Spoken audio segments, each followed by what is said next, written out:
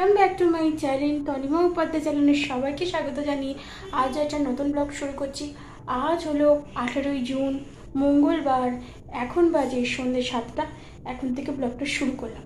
তাহলে চলো সঙ্গে থাকো, দেখতে থাকো নতুন একটা ব্লগ। আর হ্যাঁ, লাইক কমেন্ট শেয়ার সাবস্ক্রাইব করতে ভুলো না আমার নতুন ইউটিউব চ্যানেলকে। তাহলে চলো সঙ্গে থাকো, দেখতে থাকো নতুন একটা ব্লগ। আর হ্যাঁ, আজকের ব্লগটার কী হতে চলেছে আমি কিন্তু বলছি না। তোমরা পার্ট 1 পার্ট 2 ছাড়ে দুটো ব্লগ হবে, পার্ট 1 পার্ট 2। পার্ট 1-এ ছাড়লেই তোমরা বুঝতে পারবে যে কি এসছে, আর সেকেন্ড পার্ট দিলেও বুঝতে পারবে যে কি যাচ্ছে, সেটা তোমাদের বুঝে নিতে হবে। এটা 18 তারিখ পার্ট 1 যাচ্ছে, 18ই জুন পার্ট 1, আর 19শে জুন বুধবার পার্ট 2। তাহলে চলো সঙ্গে থাকো, দেখতে থাকো। এর মধ্যে আমার আর মায়ের কিছু কথা আছে, আমাদেরকে দেখতে পাবে। এটা একটা মন্দির সম্পর্কেই পাবে, কালী মন্দির সম্পর্কেই। এবার তোমরা ভাববে যে নিশ্চয়ই আমাদের দিকের কোনো মন্দির, না, আমাদের চত্বরের দিকে কোনো মন্দির নয়। এবার ভেবে নাও কোন চত্বরের দিক থেকে মন্দির আসছে। কলকাতা চত্বরে হতে পারে, কলকাতা চত্বরের বাইরেও হতে পারে। তবে সেই মন্দিরটা তোমরা চেনো, তোমরা অনেকেই পশ্চিমবঙ্গে যারা যারা থাকে বেশিরভাগ মানুষই চেনে, গিয়েওছে। সেখানে লোকে বাইরে থেকে ভিডিও করে। আমি যখন গিয়েছিলাম আমার এই ফোন ছিল না, কিন্তু ওখানে ফোন নিয়ে গেলেও ফোন নিয়ে গিয়েও কোনো লাভ নেই, কারণ ভেতরে ওখানে অ্যালাউ করবে না। তোমাকে ফোন জমা রেখে জুতো, ব্যাগ সব কিছু জমা, ক্যামেরা সব কিছু জমা রেখে তোমাকে ঢুকতে হবে। আমি এগুলো যখন বলছি নিশ্চয়ই বুঝতে পারছো কোন মন্দিরের কথা বলছি। তাহলে চলো সঙ্গে থাকো, দেখতে থাকো। আর স্নানযাত্রার ভিডিও তোমাদের কেমন লেগেছে, আমার কথাবার্তা, স্নানযাত্রার ভিডিওতে আমার কথাবার্তা নিয়ে যে ভিডিওটা আমি করেছি ছবি সমেত, তোমাদের কেমন লেগেছে জানিও। আমি বলেইছি যে কীভাবে স্নানযাত্রার পুজোটা হয়। এবার আমাদের ঘরের রথের পুজো হবে, আমি দেখাবো। আমার একটা সুন্দর ছোট্ট মতো রথ আছে, কিন্তু রথটাকে দেখতে বড় বড় যে রথগুলো হয় ঠিক সেই রকম দেখতে, গায়ে আলপনা করা। কত বছরের পুরনো আমার ঠিক মনে পড়ছে না, আমি রথের ভিডিওর সময় আমি বলবো কত বছরের পুরনো। আর আমি কোনো রথটাকে কোনো রঙিন কাগজ দিয়ে সাজাই না, ফুলের মালা দিয়ে, জুঁই ফুলের মালা হোক, বেল ফুলের মালা বা রজনীগন্ধার মালা টালা দিয়ে আমি সাজাই। আমার রথের সারথি ঘোড়া আছে। 3 থাকের রথ আমার আমি হিসেব করে তো দেখি 3 থাকের রথ। তোমাদের চোখে এখন 2 থাকেরও হতে পারে, 1 থাকেরও হতে পারে, কিন্তু আমার চোখে 3 থাকের রথ। আর ওই রথেতে ছোট্ট একসঙ্গে মূর্তি থাকে, জগন্নাথ বলরাম সুভদ্রার একসঙ্গে মূর্তি থাকে। পুরী থেকে কিনে এনেছিলাম সেই মূর্তি, পুজো করে রথে বসানো। আমি যখন পুরী গিয়েছিলাম তখন আমার এই ফোন হয়েছিল, কিন্তু আমি ভাবিনি যে তখন আমি ভিডিও করব, তাই আমি ভিডিও যখন কোনো কিছু করিনি, ছবি তুলেছিলাম, সেইগুলোই আমি চাটকাট করে ভিডিও করে তোমাদের সঙ্গে শেয়ার করেছি, পুরীর ভিডিও। আর আমি তোমাদের কয়েকটা ভিডিওতে বলেছি, কয়েকটা জায়গায় যখন ঘুরেছি তার ছবি আছে, কিন্তু ছবিই আছে, ভিডিও হয়তো, হ্যাঁ 2টো জায়গার ভিডিও আছে আমার কাছে। সেই 2টো ভাগ্যচক্র করেছিলাম, 2টো না 3টে জায়গা, 3টে জায়গার মধ্যে একটা জায়গা ছেড়ে দিয়েছি, যেমন বকখালি ছেড়ে দিয়েছি। আর আমি দার্জিলিং ঘুরেছি, আর একটা জায়গায় ঘুরেছি সেটা আমি এখন বলছি না। তবে দার্জিলিংয়ের অভিজ্ঞতা খারাপ নয়, ভালোই, কারণ যে জায়গাটায় আমরা ছিলাম খুবই ভালো জায়গা, হোটেলটা খুবই ভালো, বসে বসে ঘর থেকে কাঞ্চনজঙ্ঘা দেখা গিয়েছে। আমরা গিয়েছিলাম 2022 সালের অক্টোবরের 13-14 তারিখ হবে, এরকম সময় গিয়েছিলাম দার্জিলিং। তাহলে চলো সঙ্গে থাকো, দেখতে থাকো, দার্জিলিংয়ের ব্লগও দেখতে পাবে। আর আরও যেখানে দার্জিলিংয়ের ব্লগ আছে, দীঘার ব্লগ আছে, আমি যেখানে যেখানে ঘুরেছিলাম আমি তোমাদের যেরকমভাবে দেখাতে পারবো তোমরা দেখো। আর যে জায়গাটা বললাম যে ঘুরেছিলাম এখনো সেটা বললাম না, আমি এই বছর একটা রিসেন্ট ঘুরে এসেছি, সেটা আমি এক্ষুনি বলছি না। তোমরা যখন আস্তে আস্তে দীঘা দার্জিলিংয়ের ব্লগ পাবে তখন জানতে পারবে যে এই বছর রিসেন্ট আমি জানুয়ারি মাসে কোথা থেকে ঘুরে এসেছিলাম। তাহলে চলো সঙ্গে। তখনও ভাবিনি যে আমি ভিডিও করব, চিন্তা ভাবনাটা হয় মে মাসের রবীন্দ্র জয়ন্তীর সময় থেকে, তখন থেকে চিন্তা ভাবনা হয়, কিন্তু অলরেডি তখন আমার গোড়া হয়ে গেছে এবং রবীন্দ্র জয়ন্তীও হয়ে গেছে। তাহলে চলো আর বেশি বকবক করছি না, যে বিষয়ে ভিডিওটা করতে চাইছি এই ভিডিওটা, সেই ভিডিওটির দিকে মন দিই। বেশি বকবক করলে জিনিসটা হবে না, তাহলে তোমরা ভেবে নাও আমার কথাবার্তা। আর তোমাদেরকে আমি বারবার বলছি তোমরা কমেন্ট করে জানাও, তোমাদের কমেন্ট কিন্তু আমি পাচ্ছি না, কমেন্ট আমার দরকার।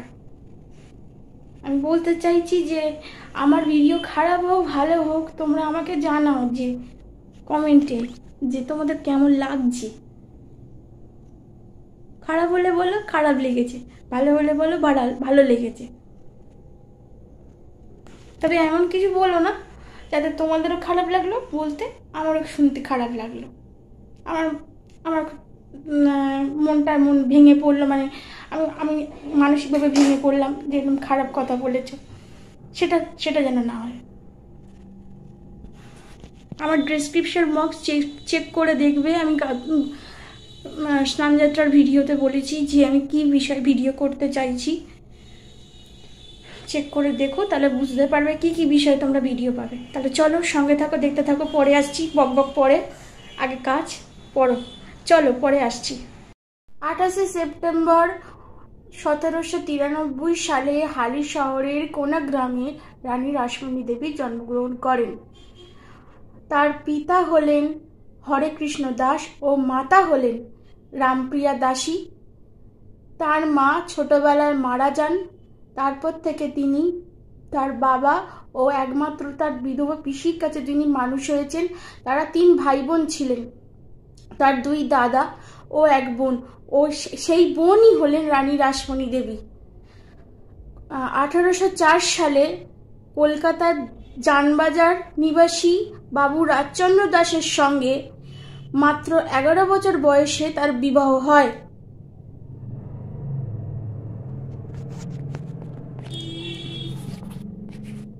কিছু বছর পর তার 4 কন্যা সন্তান জন্ম হয়। আবার কিছু বছর পরে ওনার 4 কন্যার বিবাহ হয়। এবার এইভাবে চলছিল। তারপরে ওনার এক সময় বয়স বেড়ে যায়, তিনি এক সময় কাশীর উদ্দেশ্যে যাত্রা করেন। পথে মা ভবতারিণী তাকে স্বপ্নে দেখা দিয়ে বলেন, আমাকে ভাগীরথী নদীর ধারে তো আমাকে প্রতিষ্ঠা কর।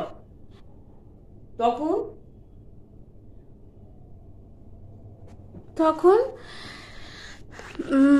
তার ছোট জামাই মথুরামোহন বিশ্বাসের সাহায্যে তিনি ভবতারিণী মন্দির প্রতিষ্ঠা করেন এবং সেই মন্দির প্রতিষ্ঠা হয়েছিল জগন্নাথ দেবের স্নানযাত্রার দিনে। হ্যাঁ, আর রামকৃষ্ণ পরমহংসদেবের দাদা রামকুমার চট্টোপাধ্যায় ছিলেন প্রথম প্রধান পুরোহিত এই মন্দিরে। আর এই মন্দির হলো দ্বাদশ জ্যোতির শিব মন্দির সহ রাধাকৃষ্ণ মন্দির। মা ভবতারিণী মন্দিরের সঙ্গে সংলগ্ন মন্দির সহ রাধাকৃষ্ণ মন্দিরও আছে। এবং রামকৃষ্ণ এখানে সাধনা করেছিলেন, সিদ্ধি লাভও করেছিলেন এবং মা শারদার সঙ্গে উনি ওখানে থাকতেন। ওনার শারদার সঙ্গে ওনার বিবাহ হয়েছিল। এবার মা শারদাকে উনি মাতৃরূপে পুজো করেছিলেন। উনি মা শারদা ছিলেন মা জগদ্ধাত্রী। তিনি ওনাকে পুজো করেছিলেন, তার পায়ে ফুল অর্পণ করেছিল। সেটা করেছিল দীপান্বিতা লক্ষ্মী পুজোর দিন। মানে যেদিন দীপান্বিতা লক্ষ্মী পুজোর কালী পুজো সেই দিন, কালী পুজোর দিনে যে দীপান্বিতা লক্ষ্মী পুজো হয় সেই পুজোতে তিনি ওনাকে পুজো করেছিল। আর তারপর রামকৃষ্ণর আস্তে আস্তে নাম বাড়তে থাকে। উনি এক সময় যখন বয়স হয়ে যায় ওনার অনেক প্রচুর শিষ্য ওনার সান্নিধ্যে আসেন। বেশি করে স্বামী বিবেকানন্দের কথা না বললেই নয়, যিনি ছিলেন ওনার প্রধান শিষ্য। আমরা এইটুকুই জানি, আমরা যেটুকু জানি সেইটুকুই বললাম। হ্যাঁ, এর বেশি বাড়িয়ে বলতে চাই না। ঠাকুরের জিনিস আরো অনেক কিছু আছে কিন্তু আমরা সবকিছু জানি না। তাহলে তোমরা এটা শুনো, কেমন লাগলো জানিও। এরপর ছবি আছে দেখবে। আমি এটা দুটো পার্টে ভাগ করছি কারণ একটা পার্টেতে এত বড় জিনিসটা যাবে না, মানে ছবি মিশিয়ে কথা মিশিয়ে এত বড় জিনিসটা যাবে না। আমার মাকে সঙ্গে না নিলে জিনিসটা হবে না। এই কারণেই আমার মা যতটুকু জানে মার সাহায্যে আমি বলতে পারবো। কারণ একটা বড়রা সাহায্য না করলে জিনিসটা তো করতে পারবো না। আমার মা ঠাকুর দেবতার বিষয়ে একটু জানি, সে আমাদের বাড়িপুরের দিকে হোক বা জয়নগরের দিকে বা নিজের বাড়ির যে কালী ঠাকুর এই সম্বন্ধে জানে বলে সেই জন্য মাকে সঙ্গে নিয়ে জিনিসটা করা। অল্প বয়স থেকে আমি ঠাকুরের গোছ করতাম আমার বাপের বাড়িতে। আমার বাপের বাড়ি নারায়ণ আছে, অনেক বছরের নারায়ণ। আমার বাড়িটা ছোটোখাটো একটা জমিদার বাড়ির মতো। আমি রেগুলার ওই ঠাকুরের গোছ করতাম। ভোরবেলা আমাকে ঠাকুর বাড়ি যেতে হতো, শীত কি বর্ষা কি গ্রীষ্ম কি, প্রতিদিন ভোর 5টার সময় আমার ঠাকুর বাড়ি যেতে হতো। আমি ঠাকুরের সমস্ত কিছু গোছগাছ করে দিতাম। আমাদের বাড়িতে অনেক লোক ছিল কিন্তু কেউ অত গা দিত না। আমি, আমার এক জ্যাঠাইমা ছিল। আমরা জ্যাঠাইমার নামটা করো। জ্যাঠাইমার নামটা ভুলে গেছি। আচ্ছা, মন্দির আছে সেটা অন্তত বলে। ওনার বাপের বাড়ি একটা মন্দির আছে। বাপের বাড়ি চরণ বেলেচন্ডিতে মা মলিঘাটি নামে এক মন্দির আছে ওনার বাপের বাড়িটা। ওই মন্দিরেতে ওনার ভাই পুজো করতো, তার আগে তার দাদু পুজো করতো, এখন ভাইপোরা পুজো করে। ওই মন্দিরটা এক অলৌকিক। মা স্বপ্ন দিয়ে মাটির তলা থেকে উঠেছে, ছোট একদম, যখন একটুখানি উঠেছে তখন তার আমার জ্যাঠাইমার ঠাকুরদা বাতি জ্বেলে পুজো করতো। তারপরে সেই ঠাকুর আস্তে আস্তে বাড়তে লাগলো। তারপরে ওনার বড় ভাই পুজো করতো, বড় এই করে ক্রমশ ঠাকুর এখন অনেক মানে উঠে গেছে। এখন তার ভাইপোরা পুজো করে। এই হচ্ছে বেলেচন্ডী। আমি যদি পারি, আমি যদি যেতে পারি তো ভালো, আর যদি না পারি, যদি কোনোদিন সম্ভব হয় ওই মন্দির আমি দেখাবো। হ্যাঁ, আর যদি মানে এর মধ্যে আমি চেষ্টা করব, আমি যেরকম বেশের মেলাগুলো আমার চেনা জানার লোকের কাছ থেকে ক্যাপচার করে দেখিয়েছিলাম, চেষ্টা করব। যদি পারি তো যাবো না, তো তার কাছ থেকে ছবি তোমাদের। হ্যাঁ, তাহলে তোমরা এগুলো মানে শুনো, দেখো। আমি ছোট্ট করে করার চেষ্টা করেছি, আমি এনে বাড়াতে চাই না। ঠাকুর দেবতা নিয়ে আগেও বলেছি বাড়ানোর দরকার নেই। তাহলে চলো পরে আসছি আর পরে কথা হচ্ছে।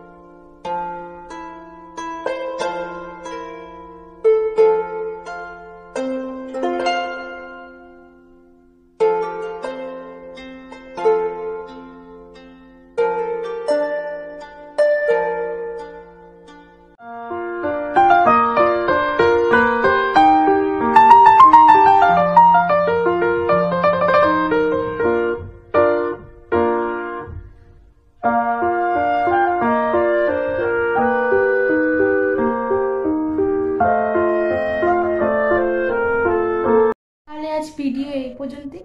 দেখা হচ্ছে কাল একটা নতুন ভিডিওর সাথে। আজকের মতো টাটা।